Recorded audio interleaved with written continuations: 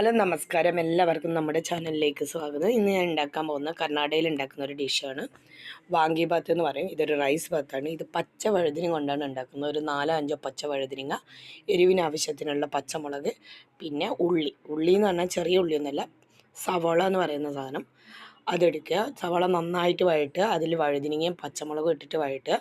പിന്നെ വാളൻപുളി കുറച്ച് നനച്ച് വെച്ചിട്ട് കട്ടിക്ക് അതിൻ്റെ ഇത് വേണം, വെള്ളം വേണം കട്ടിക്കുള്ളത്. ഇത് നന്നായിട്ട് വഴറ്റിയതിന് ശേഷം ഈ വാങ്കിഭാത്ത് എന്ന് പറയുന്നത് ഇത് MTRൻ്റെ വെണ്ണ വേണം, അതാണ് നല്ല ടേസ്റ്റ്. MTRൻ്റെ വാങ്കിഭാത്ത് നമുക്ക് കർണാടകയിൽ കിട്ടും.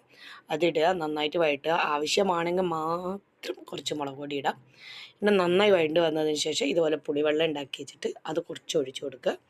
നന്നായി കുറുക്കിയതിന് ശേഷം ഒരു കഷ്ണം വെല്ലം, ശർക്കര എന്ന് പറയും, വെള്ളം നമ്മുടെ കണ്ണൂർ ഭാഷയിൽ പറയുന്ന വെള്ളം, രണ്ടും ഇട്ട് നന്നായിട്ട് കട്ടിക്ക് ഗ്രേവി പോലെ ഇളക്കിയെടുക്കുക. ഉണ്ടാക്കി വെച്ച ചോറ് അതിലിട്ട് മിക്സ് ചെയ്യുക, ചൂടോടെ സെർവ് ചെയ്യുക. സൂപ്പർ ടേസ്റ്റ് ആയിരിക്കും. നമുക്ക് ലഞ്ചായിട്ട് കൊണ്ടുപോകാം, വീട്ടിൽ രാവിലെ ബ്രേക്ക്ഫാസ്റ്റ് ആയിട്ട് കഴിക്കാം. എല്ലാത്തിനും നല്ല സൂപ്പറായിട്ടുണ്ടാവും. Bye bye.